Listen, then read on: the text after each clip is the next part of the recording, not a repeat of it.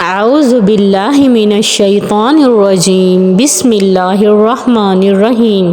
شروع کرتی ہوں اللہ کے پاک اور بابرکت مبارک نام سے جو بہت بڑا مہربان، تمام جہانوں کا پالنے والا اور نہایت ہی رحم کرنے والا ہے۔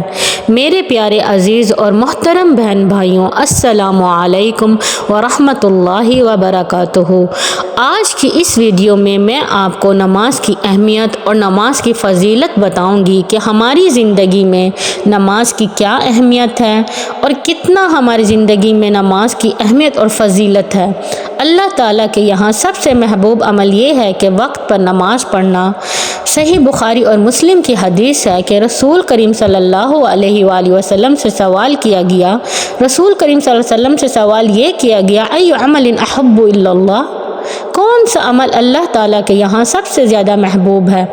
قال الصلاۃ علی وقتہا، تو رسول کریم صلی اللہ علیہ وآلہ وسلم نے فرمایا نماز کو اس کے وقت پر پڑھنا۔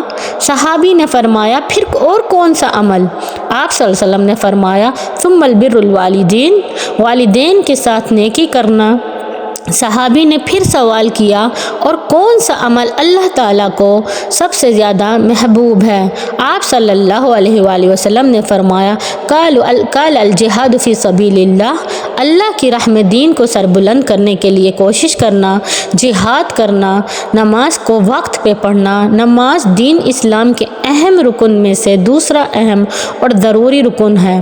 میرے پیارے عزیز محترم بہن بھائیوں، اللہ تعالیٰ کو ایک اکیلا کل کائنات کا وارث ماننے کے بعد، یکتا اور ایک اور مسلمان ہونے کے بعد سب سے اہم جو فرض ہے ہمارے اوپر وہ نماز کا ہے۔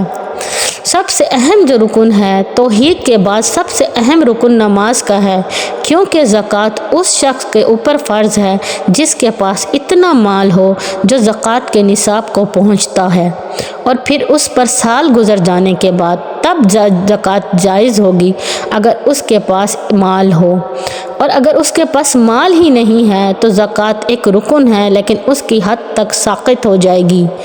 جس طرح روزہ ایک رکن ہے، اگرچہ ایک انسان بوڑھا ہے، اس کے اندر اتنی طاقت نہیں، اتنی ہمت نہیں کہ وہ نبھا سکے یا روزہ رکھ سکے، تو اس شخص کے حق میں بھی روزہ ساقط ہو جائے گا۔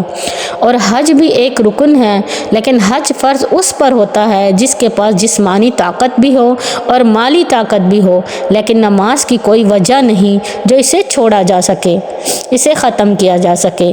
یہی وجہ ہے کہ رسول کریم صلی اللہ علیہ وسلم نے جو امت کو تعلیم دی ہے، آپ صلی اللہ علیہ وآلہ وسلم نے میدان جنگ میں بھی، جہاد میں بھی خود بھی نماز پڑھی، بلکہ صحابہ کو بھی نماز پڑھائی۔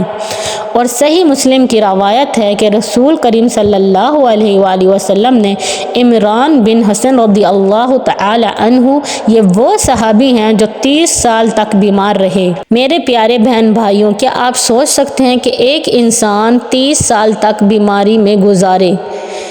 ایسا انسان کیا ہم گزار سکتے ہیں 30 سال تک بیماری میں؟ ہم تو ایک دن بیمار ہوتے ہیں تو ہمیں اللہ یاد آ جاتا ہے، ہمیں رونا یاد آ جاتا ہے، ہم گڑ گڑانے لگتے ہیں، ہم کانپنے لگتے ہیں کہ کیا ہوگا، ہم ٹھیک ہو بھی سکیں گے یا نہیں۔ کیا ہم 3 دن بھی اپنی بیماری کو برداشت کر سکتے ہیں؟ لیکن یہ وہ صحابہ ہیں جو 30 سال تک بیمار رہے، اور انہوں نے کیا کیا؟ کبھی بھی نہیں روئے کسی کے سامنے، اور نہ ہی انہوں نے شکوہ کیا، انہوں نے اللہ تعالیٰ سے شکایت نہیں کی ہے۔ ان 30 سال کے صبر کی وجہ سے، بیماری کی وجہ سے اللہ تعالیٰ نے ان کو کیا عطا کیا کہ جب وہ تہجد پڑھا کرتے تھے تو فرشتے ان سے مصافحہ کیا کرتے تھے۔ سبحان اللہ۔ رسول کریم صلی اللہ علیہ وسلم نے ان سے کہا کہ میرے صحابہ کھڑے ہو کے نماز پڑھو، اگر تم کھڑے ہو کے نماز نہیں پڑھ سکتے تو تم بیٹھ کے نماز پڑھو، اور اگر تم بیٹھ کے نماز نہیں پڑھ سکتے تو پھر تم کروٹ کے بل نماز پڑھو۔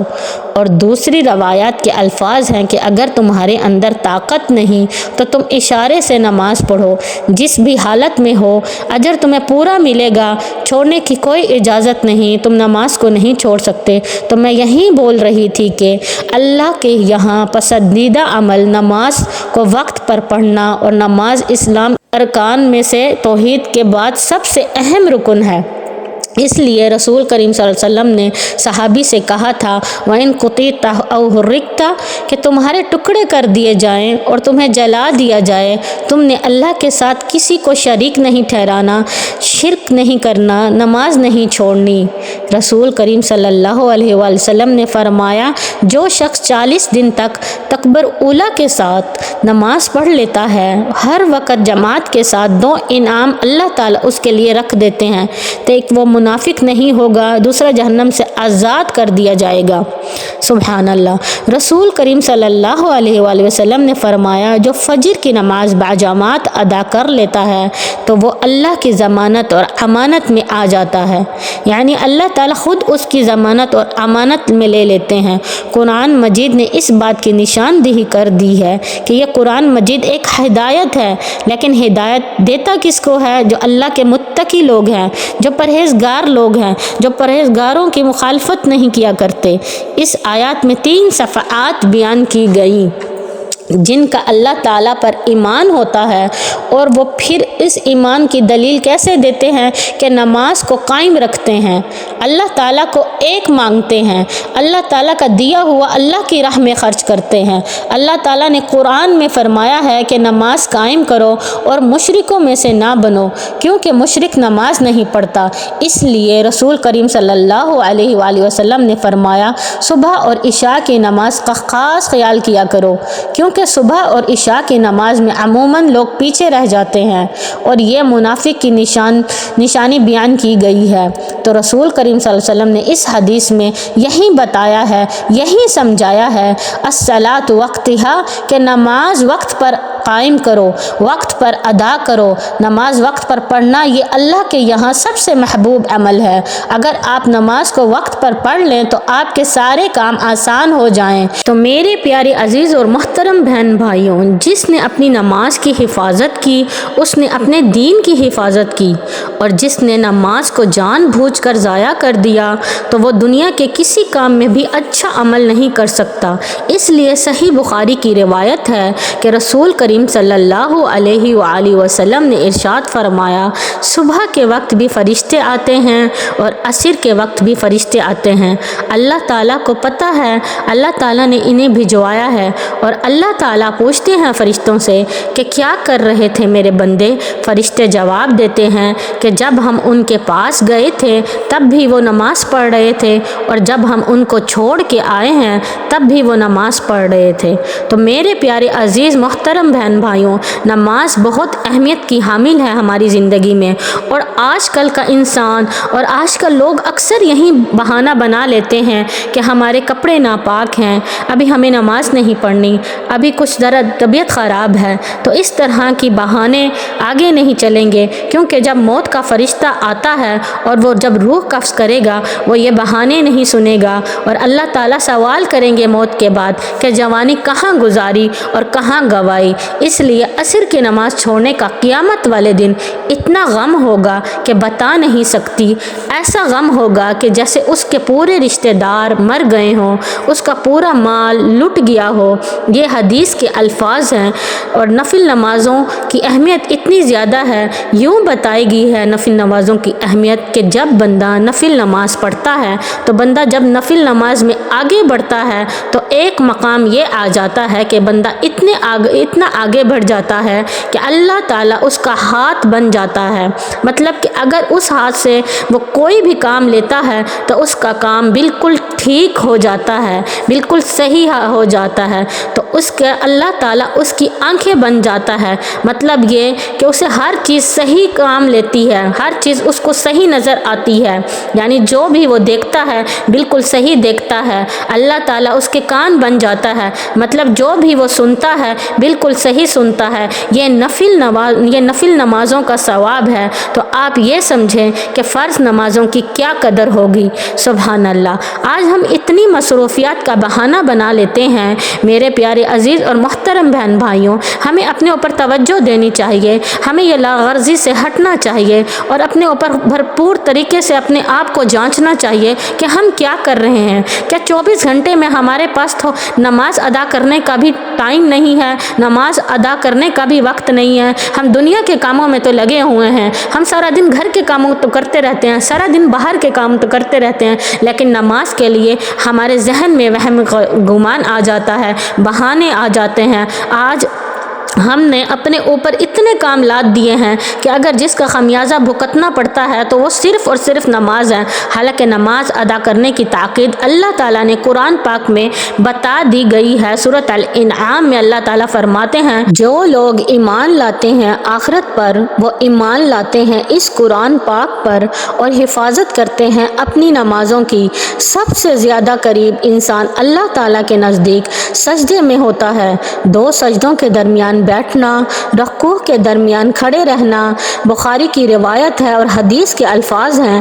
آپ صلی اللہ علیہ وآلہ وسلم نے نماز کا طریقہ سکھایا اور بتایا، اور اس وقت تک تمہاری نماز مکمل نہیں ہوتی جب تک تم یہ کام نہ کرو۔ رکوع کے بعد اطمینان سے کھڑے ہونا چاہیے، اور دیکھنے والا کہتا ہے کہ آپ بھول چکے ہیں، اور دو سجدوں کے درمیان آپ صلی اللہ علیہ وآلہ وسلم بیٹھے تو کہنے والا کہتا کہ آپ بھول چکے ہیں، جیسے کہ آپ صلی اللہ علیہ وسلم نماز پڑھتے تھے۔ مطلب یہ ہے کہ آپ صلی اللہ علیہ وسلم اتنی تسلی سے، اتنے اطمینان اور سکون سے نماز پڑھتے تھے کہ کہنے والا کہتا تھا کہ آپ صلی اللہ علیہ وسلم سجدے میں بھول چکے ہیں، مطلب سلام نہیں آپ صلی اللہ علیہ وسلم نے پھیرا، تو اس کا مطلب وہ صحابہ یہ سمجھتے تھے کہ سجدے میں بھول چکے ہیں، آپ صلی اللہ علیہ وسلم نماز بھول چکے ہیں، اور سر اٹھا اٹھا کر آپ صلی اللہ علیہ وسلم کی طرف دیکھتے تھے کہ کہیں آپ صلی اللہ علیہ وسلم بھول تو نہیں چکے۔ تو آپ صلی اللہ علیہ وسلم اتنے اطمینان سے، اتنی تسلی سے نماز ادا کرتے تھے۔ آج ہمارے اندر یہ باتیں نہیں ہیں، آج ہمارے اندر یہ سب کچھ نہیں ہے۔ ہم ہر کام میں جلدی ہے، ہمارے اندر ہر کام میں جلد بازی ہے ہمارے اندر، تو اب نماز کی کوئی اہمیت ہی نہیں، کوئی فضیلت ہی نہیں، ہمارے اندر ایسی کوئی بھی عادت نہیں جس سے ہم نماز کی طرف زیادہ سے زیادہ رجحان کریں۔ ہم دنیائی کاموں میں تو بہت زیادہ مشغول ہیں، لیکن دین سے بہت دور ہیں، آخرت سے بہت دور ہیں، اور یہ اللہ تعالیٰ سے بات کرنے کا سب سے بہترین اور پیارا طریقہ نماز ہے، کیونکہ جب ہم نماز پڑھتے ہیں تو ایک انسان جب اللہ کے نزدیک کھڑا ہوتا ہے، اللہ کے سامنے سجدہ ریز ہوتا ہے، تو اللہ کے سامنے سجدہ ریز ہوتا ہے تو اللہ سے بات کرنے کا سب سے پیارا طریقہ نماز ہے، اللہ تعالیٰ سے رابطہ کرنے کا سب سے پیارا طریقہ نماز ہے، اپنے آپ کو سکون میں لانے کا سب سے پیارا طریقہ نماز ہے، اور نماز اسلام کا بہت بہترین اہم رکن ہے۔ نماز سے ہماری ہر مشکل آسان ہو جاتی ہے اور اللہ تعالیٰ ہمیں اپنا محبوب بندہ بنا لیتے ہیں۔ اس لیے ہمیں چاہیے کہ ہم اپنی نمازوں کی حفاظت کریں، ہمیں چاہیے کہ ہم بھرپور طریقے سے اپنے آپ کو کامل مسلم بنانے کی اولین کوشش کریں۔ میرے پیارے محترم بہن بھائیوں، میں چاہتی ہوں کہ آپ سب، ہم سب بلکہ مل کر دین کے کاموں میں آگے آگے رہیں اور دین کی حفاظت کریں اور ایک دوسرے کی طرف دین کو پہنچائیں، اور ہمارے لیے یہ صدقہ جاریہ کا کام ہے۔ اس لیے اگر آپ چاہتے ہیں اور اس صدقہ جاریہ میں حصہ لینا چاہتے ہیں اور شامل ہونا چاہتے ہیں تو اس اسلامی چینل کو ضرور سے سبسکرائب کر کے دوسروں سے شیئر لازمی کریں، تاکہ ہم اور آپ دین کی حفاظت کریں اور اپنے لیے آخرت کے لیے اپنے لیے ایک اچھا عمل تیار کریں۔ انشاءاللہ تعالی مجھے امید ہے کہ آپ کو آج کی میری یہ ویڈیو ضرور پسند ہوگی۔ انشاءاللہ تعالی نیک دعاؤں کے ساتھ آپ سب کی بہت زیادہ شکر گزار ہوں کہ آپ نے میری یہ ویڈیو دیکھی اور آخر تک پسند کی۔ اللہ تعالیٰ آپ کو جہاں بھی رکھے خوش اور آباد رکھے۔ اللہ تعالیٰ ہم سب مسلمانوں کے گناہوں کو معاف فرما دے اور ہماری آخرت کو آسان فرما دے۔ وآخر دعوانا ان الحمد للہ رب العالمین۔ جزاک اللہ خیر۔